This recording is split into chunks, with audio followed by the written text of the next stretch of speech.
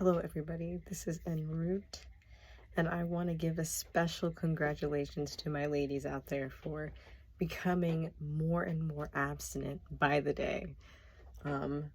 We are ceasing from sexual activities because it has done you no good, and you know you don't want to be some whore. So abstinence is the right way to go. A vow of celibacy is the right way to go. I've been watching a lot of 4B movement videos. And I think that this worldwide female celibacy thing that's going on is really healthy, and it's good. It's like psychologically for women and for the children that do occur in the future. Women are going to be making better choices, and men are going to be forced to become better people. And I think it'll definitely be a benefit to things, because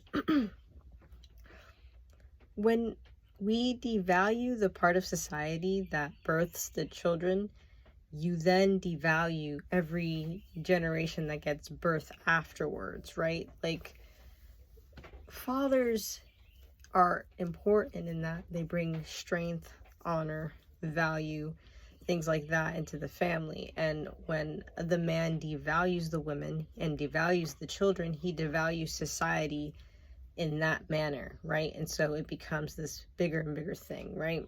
So it's very important that women do not become intimate with men that are not committed to them. So marriage is very important. And I think that we have been far too casual. I'm going on about 3 years or more of celibacy, and it's the best decision I've ever made, because then I've been able to focus on just myself, learning about myself, growing up, just figuring life out better, and without the noise and the emotional baggage of being in a sexual relationship with somebody. So it's been a good decision for me. And I think that if you are a woman, oh my god, it just got dead silent. Feels like I'm being listened to. If you're a woman in this world, you must prioritize your education, your life, your wants, your needs, and the experiences that you want to have. Because you don't want to be left in a position where you gave so much of yourself and they were just like, oh, well, you should have chose better. That's not my problem. Because people will treat you and your life very casually. People will come and be very disrespectful to you and have absolutely no humanity when it comes to you, and kind of look at you more of like an object as opposed to a human being, right? And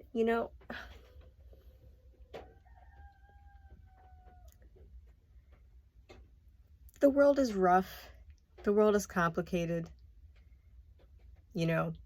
but I think women protecting themselves by not being intimate is a really good direction for everybody to go to. It should be the bare minimum. It should be the standard. There should be no question about it, because the way that it has been transpiring, we have a lot of children that have grown up just like me, really messed up,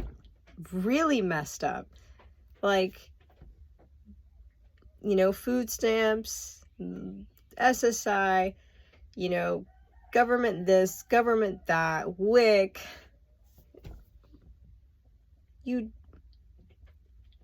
That's not how a child thrives. That's not how a lineage thrives. That's not how an empire thrives. That's not how anything thrives. And when we take sex so casually, we destroy society.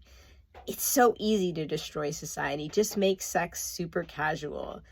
Destroy the sanctity of marriage. Boom, society's done, out the window. Make everybody so much more involved in their sexuality as opposed to, you know, looking at the stars and, you know, making new inventions and things like that. We're just going to focus on so much, you know, cake and circus, and then it's boom, you're done. You're out of here. So, ladies, at the end of the day, we are always going to be held more accountable for the children, more accountable for everything. So at the end of the day, even if you're called a prude or this or that, or if he doesn't respect you enough to understand why you're trying to protect yourself from accidents, knowing that he's most likely not going to feel that he needs to hold himself accountable, then us as women need to understand that this is exactly the right way to go. Okay, great job, ladies. Great job. Keep being celibate. I'm very proud of you. Okay, this is a really good time in history. Okay, I love you, sisters. Let me stop being.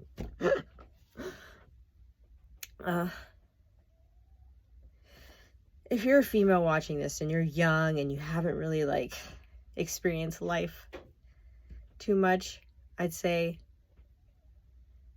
it doesn't matter how in love and how wonderful your relationship is. I'm not saying you can't have a relationship or be in a relationship. What I'm saying is that you have to always make sure that you have some kind of asset, some kind of protection, some kind of security that the man in your life doesn't have control over. Because at the end of the day, people are people, and while yes, there are plenty of honest, loving, caring, wonderful men out there, at the end of the day, you never know somebody. You never know somebody, okay? People can flip on a dime. And with that in mind, as a woman, it is important that we start to protect ourselves and have wealth and security and ownership and land before we worry too much about having the family and the man and this and that or whatever, because it ends up with us like in a sad place a lot of times. It's a really sad place sometimes, you know, and women a lot of times don't win. You know, you could do everything right and still lose. And so this is what I'm saying. It's like you can do everything right according to what men say, but at the end of the day, their best interest is for them. And even if he does have the best interest for you, you still need to make sure you have your own, because you know, he could die, you know, it's not like we're mortal, right? So, you know, unless you're dating a mortal man, you need to have your stuff prepared. Be prepared for any eventualities, because life happens, right? So, ladies, keep raising those standards. Stop letting men lower your standards just because they don't want to raise their standards. And yeah, that's it. You know, it's great. This is my comment on the 4B. I think it's awesome.